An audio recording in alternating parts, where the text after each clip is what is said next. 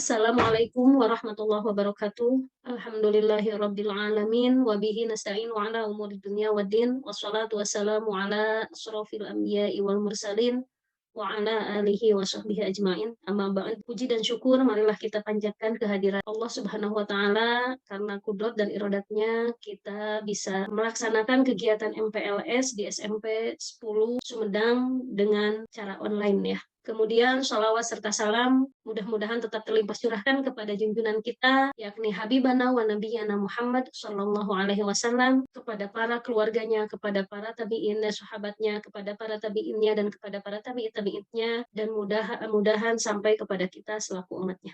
Anak-anakku yang ibu banggakan, sebelum Ibu memaparkan tentang materi pembinaan mental agama, izinkanlah Ibu untuk mengucapkan selamat datang bagi anak-anakku yang soleh dan solehah di SMPN 10 Sumedang. Dan selamat menjadi siswa baru kelas 7 untuk tahun pelajaran 2021-2020. Dan Ibu berharap kalian bisa untuk belajar dengan kami, para pengajar di SMPN 10 Sumedang, walaupun pada kesempatan ini belajar kita masih dalam sistem daring ya, dikarenakan pandemi dari COVID-19 yang belum berakhir.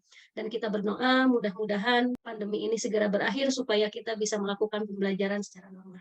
Sebelum berlanjut kepada materi, Ibu ingin memperkenalkan diri dulu terhadap kalian. Nama Ibu adalah Yaya Sunaya. Ibu mengajar di SMP 10 itu pada mata pelajaran PAI. Dan mudah-mudahan nanti setelah kita belajar, kalian bisa mengikuti pelajaran Ibu dengan baik, bisa menerima pelajaran Ibu dengan semangat, dan nanti bisa juga menghasilkan hasil yang maksimal, nilai yang maksimal, dan yang lebih penting lagi untuk pelajaran Ibu kalian bisa mengamalkan dalam kehidupan sehari-hari. Ya, baiklah, pada kesempatan ini kita mulai untuk kepada materi pembinaan mental agama pada sekolah. Sebelum Ibu menerangkan lebih lanjut tentang apa itu agama, kemudian apa gunanya agama, apa perannya agama dalam kehidupan, maka yang harus kalian ketahui adalah apa itu mental. Ya. Coba nanti kalian bisa lihat di sini. Nah, kalian bisa lihat di sini tentang pengertian kesehatan mental. Bahwa pengertian kesehatan mental itu adalah terhindarnya dari gangguan dan penyakit kejiwaan dan mampu menyesuaikan diri dan sanggup menghadapi masalah. Jadi mental itu sendiri dianggap kita mempunyai mental baik apabila kita bisa terhindar dari semua penyakit kejiwaan. Contohnya stres yang berlebihan, takut yang berlebihan. Dan itu bukan berarti dengan itu kita tidak boleh stres, kita tidak boleh takut, tetapi kita bisa hindari dari gangguan itu dengan menghadapi masalah. Sehingga dari ketakutan, dari stres itu kita akhirnya menemukan cara untuk menghilangkan itu. Ya. Kemudian setelah pengertian mental, yang harus kalian ketahui adalah pengertian agama itu sendiri. Agama menurut bahasa Sanskerta itu berarti dari dua kata, yaitu a dan gama. A artinya tidak, dan gama kacau dengan kata lain berarti agama itu adalah tuntutan hidup yang bisa membebaskan manusia dari kekacauan. Sedangkan menurut Kamus Bahasa Indonesia, agama adalah sistem yang mengatur tata cara keimanan dan peribadatan kepada Tuhan yang Maha Kuasa serta tata kaidah yang berhubungan dengan pergaulan manusia dan manusia serta lingkungannya. Kemudian kalau di dalam bahasa Arab, agama itu disebut dengan ad-din itu sendiri. Jadi pada kesimpulannya bahwa pengertian agama ini adalah bagaimana supaya manusia di dalam kehidupannya lebih terarah dan tidak kacau ya seperti itu. Kemudian apa saja yang ada di dalam agama itu tersendiri. Nah biasanya di dalam sebuah agama itu, bagi kita itu agama Islam meliputi 3 persoalan pokok, yaitu keyakinan. Yang pertama keyakinan. Keyakinan di sini itu bisa dikatakan kepada keimanan. Kalian mungkin pernah mengetahui bahwa yang namanya keimanan itu adalah at-tasdiqu bil qalbi wa iqraru bil lisan wal af'alu bil ahkam. At-tasdiqu membenarkan dengan hati. Nah, ini yang dimaksud dengan keyakinan. Itu yakin adanya Allah, di sini dikatakan kekuatan supranatural itu adalah di sini itu adalah Tuhan atau Allah yang diyakini mengatur dan mencipta alam. Jadi yakin di dalam hati. Kemudian at-taqriru bil lisan, kemudian mengucapkan bahwa saya beriman adanya Allah. Kemudian ini, peribadatan ritual di sini itu yang meliputi dengan tata cara peribadatan yang bersifat mahdhah dan ghair mahdhah. Kalau ini dalam perbuatan yang mahdhahnya, yang langsung dengan Allah, contohnya kita melakukan sholat, kita melakukan puasa, kita melakukan ibadah haji, kemudian kita beriman, kita yakin adanya Allah, kita yakin adanya malaikat, gitu seperti itu ya. Kemudian yang ketiga ini, di sini mengatur hablum minanas. Agama itu mengatur sistem nilai yang mengatur hubungan manusia dengan manusia lain atau dengan alam semesta. Jadi hablum minanas, kemudian hablum dengan sesama makhluk Allah. Karena makhluk Allah itu bukan hanya manusia. Di dalam agama semuanya diatur. Ya. Jadi dalam persoalan kehidupan kita, kita tidak bisa lepas dari ini. Tiga ini. Kita tidak hanya yakin saja, kita tidak bisa hanya ibadah saja tanpa sebuah keyakinan, dan kita tidak hanya yakin dan beribadah secara ritual tanpa kita adanya hubungan dengan manusia dan makhluk lain atau dengan alam semesta. Kemudian yang selanjutnya, setelah kita mengikuti tahu tiga persoalan pokok agama itu, maka kita bisa mengambil dari peran agama itu bagi manusia. Peran agama bagi manusia itu sendiri yaitu sebagai filter atau saringan dalam melakukan sesuatu perbuatan yang mengacu pada boleh atau tidaknya perbuatan itu dilakukan. Yang kedua, sebagai fondasi dalam memperkuat keimanan kita.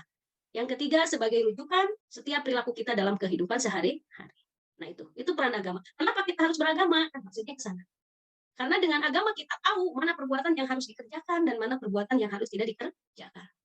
Itu ya. Menurut agama yang tentu diturunkan oleh Robnya, gitu kan? Oleh yang tadi dikatakan sebagai kekuatan supranatural itu. Kalau kita keyakinannya kekuatan supranatural itu yaitu Allah. Ya. Allah sebagai Tuhan kita, Allah sebagai Robbi kita, Allah sebagai ilah kita, la ilaha illallah. Nah, dengan adanya agama yang isinya tentang ketentuan-ketentuan dari Allah, maka kita akan mempunyai filter, akan mempunyai fondasi, akan mempunyai rujukan di dalam kehidupan kita sehari-hari. Kemudian hal-hal yang penting yang harus dipahami dalam agama Islam. Nah, kita lebih mengkerucut lagi kepada agama Islam. Agama Islam itu tidak lepas dari Islam, iman, dan ihsan. Nah, di dalam Islam itu, di dalam agama, maka ada yang terkenal dengan rukun Islam. Kalian sudah tahu apa itu isinya rukun Islam ya, ada 5. Kemudian yang kedua adalah rukun iman. Rukun iman juga kalian sudah paham, sudah tahu ada berapa rukun iman. Ya, jadi rukun iman itu dan rukun Islam itu adalah hal yang harus dipahami sekali di dalam Islam, dan ini akan menjadi dasar dari semua hal-hal di dalam agama, dalam rajukan kepada agama. Kemudian setelah kalian memahami tentang ini, maka kita sekarang berbicara tentang peran agama di dalam kehidupan sehari-hari pada masa pandemi. Nah, dari ini Ibu harapkan kalian pada sekarang ini, karena di dalam masa pandemi dan kita tahu bahwa pada masa ini pandemi ini makin meluas. Supaya kita tidak merasa stres, supaya kita tidak merasa takut yang berlebihan pada masa pandemi ini nih. Ini cara-caranya. Yang pertama harus selalu mengerjakan sholat yang 5 waktu. Nah, kalian jangan pernah lupa sholat yang 5 waktu. Apapun itu alasannya, kecuali alasan yang diperbolehkan oleh syara dalam meninggalkan sholat, itu boleh. Tetapi kalau selain itu, kalian tidak boleh meninggalkan sholat. Dan ini sholat ini adalah sebagai imun terkuat. Kemudian yang kedua, biasakan membaca Al-Quran setiap hari, walaupun hanya 1 ayat. Kenapa harus dibiasakan? Karena di dalam Al-Quran ini terdapat tujuan hidup kita, terdapat pedoman hidup kita di dalam Al-Quran. Jadi kalian membaca Al-Quran setiap hari. Dan dengan membaca Al-Quran itu kita akan merasa tenang hatinya, sehingga stres kita yang berlebihan jadi berkurang, ketakutan kita yang berlebihan jadi berkurang. Dan ingat firman Allah di dalam ayat, ala bidzikrillahi tatma'innul qulub, yang artinya ingatlah dengan mengingat Allah itu bisa menenangkan hati. Dan ini salah satunya sholat, membaca Al-Quran, banyak ya. Kemudian berkenaan dengan tugas. Nanti dalam pada masa ini kalian pasti direpotkan dengan tugas-tugas dari sekolah, tugas-tugas yang harus kalian kerjakan. Nah, supaya kalian merasa nyaman untuk mengerjakannya, pertama-tama kalian belajarlah dengan ikhlas menerima tugas dari guru.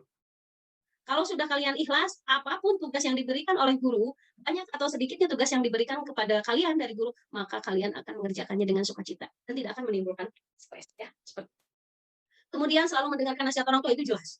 Orang tua adalah orang yang pertama yang harus kita hormati, yang harus kita hargai, yang harus kita ikuti apa perintahnya, selama perintah itu tidak melenceng dari agama.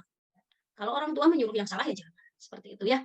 Nah, karena apa? Karena durhaka terhadap orang tua itu menjadi dosa yang besar, dosa yang tidak diampuni kecuali dengan taubat. Nah, ini selain sholat, selain membaca Al-Quran ini, selalu berusaha melaksanakan perintah Allah dan Rasulnya. Selain yang sholat, baca Quran, banyak lagi. Kalian harus selalu berpikir, kan banyak. Kemudian kalian harus selalu melaksanakan yang lainnya. Bagi perempuan contohnya apa? Menutup aurat. Bagi laki-laki juga sama, harus menutup aurat. Ada batasan-batasan. Ya. Kemudian memperbanyak berdoa. Kemudian untuk di dalam masa pandemi sebagai ikhtiar lahiriahnya, selain berdoa kepada Allah, bermunajat kepada Allah, kita ikuti saran atau perintah dari pemerintahan setempat. Kita ikuti sarannya. Kita jangan biasa membangkang terhadap perintah pemerintah selagi perintah itu masuk akal dan selagi perintah itu sesuai dengan SOP-nya kali ya. Nah, kemudian ini bisa kalian lakukan pada orang yang lebih pentingnya lagi ini nih, peran agama khususnya bagi siswa SMP. Ya, bagi kalian ini. Di sini yang Ibu rasakan, peran agama pada usia-usia kalian itu sangat perlu sekali. Karena masa SMP itu kalian di dalam pertumbuhannya, kalian itu memasuki masa pra-pubertas awal atau masa peralihan dari anak-anak menjadi remaja. Dan ini, masa ini adalah biasanya rentan terhadap pengaruh-pengaruh dari luar, terutama hal-hal yang negatif. Kenapa seperti itu? Karena adanya perubahan-perubahan hormon yang ada di kalian. Kalian bisa rasakan. Bagi perempuan biasanya pada masa pubertas ini diawali dengan haid ya. Kemudian kalau laki-laki pada masa prapubertas ini biasanya diawali dengan mimpi jima. Nah, itu dari segi itunya, dari segi perubahan apa ya? Dari perubahan yang lebih menonjolnya itu. Nah, kemudian dari perubahan badannya itu biasanya perempuan itu lebih cepat besar, kemudian pertumbuhannya cepat. Laki-laki juga sama itu, terutama laki-laki bisa terlihat dari suaranya, peralihan suaranya yang tadinya bagus, kemudian sekarang menjadi besar seperti itu ya. Nah, tapi itu hal yang wajar dan hal yang normal dan itu yang harus kita lalui. Nah, untuk pada masalah psikisnya, gitu kan, dalam masalah psikis, dalam masalah emosinya, nah ini yang sangat rentan. Jadi yang sangat rentan itu tidak dalam masalah emosinya. Selama pas masa prapubertas awal itu biasanya kalian merasakan bahwa saya itu bisa apapun, gitu kan. Sehingga tatkala ada orang yang memberikan petuah kepada kalian, memberikan perhatian kepada kalian dengan memberikan apa? Dengan memberikan pendapat, dengan memberikan pembinaan, kalian itu merasa tidak butuh, gitu. Karena merasa kalian itu bisa. Nah, tetapi untuk perasaan kalian bisa itu biasanya diikuti dengan hal-hal yang sebetulnya kalian itu belum bisa, gitu. Tapi kalian beranggapan bahwa kalian bisa. Nah, oleh itu di sini agama mempunyai peran penting bagi kalian. Ya, kenapa? Supaya untuk menangkal ini pengaruh-pengaruh dari luar yang negatif. Apalagi sekarang musimnya belajar di rumah. Yang dulu pemerintah itu tidak boleh siswa membawa HP ke sekolah. Sekarang semua siswa harus memegang HP, harus memegang alat gitu kan, alat yang dimana yang namanya HP itu adalah dan yang harus connect dengan internet gitu kan. Internet itu merupakan pengaruh bagi kita, pengaruh dari luar yang kalau kita tidak bisa memilahnya dari pengaruh-pengaruh internet itu kita bisa terjerumus kepada hal-hal yang negatif. Karena dari internet itu kita bisa tahu segalanya. Gitu kan. Ya. Nah ini supaya gimana kita supaya tidak terjerumus kepada itu, bagaimana supaya kita diberi HP oleh orang tua itu digunakan untuk yang baik, maka kita perlu ini, perlu agama. Agama yang dipahami oleh kita bukan hanya saya beragama, saya agama Islam, bukan itu saja, tetapi isi dari agama itu seperti apa, gitu kan? Kalian harus pahami. Ya, sepertinya contohnya kalian sekarang bagi laki-laki perempuan sama saja. Di HP mencari biasanya apa? Game ya. Bolehlah main game gitu kan. Supaya dia tapi jangan terlalu waktu itu dihabiskan untuk bermain game. Ingat, tugas kalian itu masih belajar. Jangan hanya dengan main game, nih kalian menjadi apa? Lupa terhadap tugas kalian sebagai siswa. Dan itu biasanya kebanyakan. Kenapa? Salah satunya kalian tidak mengfungsikan agama di dalam dirinya sendiri. Nah itu. Ya. Kemudian dengan internet itu kalian jangan gunakan untuk mencari hal-hal yang sepatutnya tidak dicari gitu kan. Ya. Sebetulnya bagi kalian dengan masa pembelajaran daring ini justru bagus. Kalau kalian mengambil dari yang segi positifnya, kalian bisa lebih mengeksplor, ya. Kalian bisa lebih mengeksplor pemikiran, jadi mengeluarkan pemikiran kita tentang apa yang kita harus kuasai di dalam belajar, gitu, ya. Beda lagi dengan tatkala kita belajar di sekolah tatap muka, HP tidak boleh dibawa. Tatkala ada tugas dari guru, kita ya seadanya saja yang di buku, gitu kan. Tetapi kalau sekarang kita belajar dengan HP online, kita bisa mengeksplor lebih jauh. Bagaimana tatkala guru memberikan tugas kepada kalian, kalian bisa mengeksplor, mencari-cari nih, saya ingin nilainya yang bagus, saya ingin tugasnya yang bagus. Saya nih harus cari bagaimana nih dari bukan hanya dari buku paket gitu kan ya, tetapi saya harus cari dari sumber-sumber yang lain. Saya punya HP, saya punya kuota, silahkan kalian cari di sana. Nah itu yang harus kalian gunakan dan itu yang harus diterapkan di dalam pemikiran kalian. Jadi saya punya HP diniatkan, Bismillahirrahmanirrahim ya. Saya punya HP saya untuk belajar. Jadi kalian bisa belajar lebih bagus lagi, kalian lebih semangat lagi. Karena ya tadi kata Ibu bisa mengeksplor kita. Jadi kita bisa bebas berkreasi. Tapi ingat, dalam bebas berkreasi itu tetap agama yang harus menjadi aturan bagi kalian. Kemudian pada masa-masa kalian SMP itu biasanya kalian kemarin-kemarin banyak orang yang susah untuk mengerjakan tugas karena online itu ya itu tadi karena nih masa kalian ini nih ya rentan terhadap pengaruh dari luar gitu. Kemudian kadang-kala seperti ini, tatkala kalian udah SMP, orang tua itu menjadi lebih kurang karena merasa bahwa, oh anaknya udah besar gitu. Perhatiannya lebih berkurang nih. Beda lagi kalau lagi kalian SD. Kalau kalian SD kan belajar itu orang tua tuh, "Sok aya PR enggak kerjakeun," gitu. Cepat kerjakan.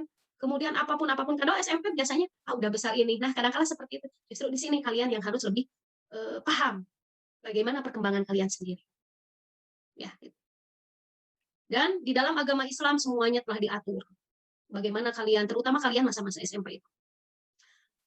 Nah, dari masa SMP ini, masa pubertas itu, di dalam agama itu lebih khusus lagi bagi kalian. Karena apa? Karena pada masa pubertas ini, nah, ini peran agama yang sangat detail sekali, yang sangat intinya sekali. Tatkala anak-anak sudah masa ini, perempuan ditandai dengan, apa itu? Ditandai dengan haid, laki-laki ditandai dengan mimpi zina, maka mulai saat itu kita berperilaku, kita berakhlak, kita berbuat apapun, maka diperhitungkan untuk kita sendiri. Nah ini yang lebih ininya, yang kalian harus ingat itu. Yang awalnya tatkala kita sebelum balik, yang di dalam agama itu dikatakan balik ya, balik itu di mana kalian telah tertaklif oleh hukum. Tertaklif oleh hukum itu, jadi apapun yang kalian kerjakan ada hukumannya, gitu, ada hukumnya. Setelah kalian mengerjakan baik, maka kalian akan mendapatkan pahala. Dan kemudian tatkala kalian mengerjakan jelek, maka kalian akan mendapatkan dosa. Nah itu, tertaklif hukum itu maksudnya di sana. Nah ini, mulai di sini. Makanya kalian harus lebih menginikan tentang agama di dalam, apa, agama di dalam kehidupan sehari-hari. Sebelum kalian melakukan apapun pekerjaannya, coba lihat dulu kepada tuntunan agama, ini boleh nggak dikerjakan? Ini kalau dikerjakan dapat pahala nggak? Atau kalau dikerjakan ini dapat dosa nggak? Sehingga di sini kita mulai berkompetensi di dalam mengumpulkan pahala-pahala dari Allah dan berkompetensi dalam menjauhi dari segala kesalahan-kesalahan yang kita lakukan. Gitu kan? Seperti di dalam permainan game ya. Nah, permainan game itu kita pasti dalam permainan game kita ingin mendapatkan poin yang banyak, gitu kan? Dan kita tidak mau poin itu terkurangi lagi oleh kesalahan-kesalahan. Nah, seperti itulah hidup kita. Ya, cerminan dari permainan game itu kita sebetulnya sekarang lagi bermain game loh, gitu kan? Bermain game di dunia untuk nanti mendapatkan hasilnya di akhirat, gitu ya. Jadi itu, dari game itu yang bagusnya kalian dapat itu. Jadi hanya ulah ukur dino, jangan hanya sampai di game ini ingin mendapatkan poin yang bagus, ingin mendapatkan apa, naik level seperti itu ya. Justru di dalam keagamaan kita harus selalu naik level. Yang pertama levelnya sholat bolong-bolong, gitu kan contohnya, sholat wajibnya bolong.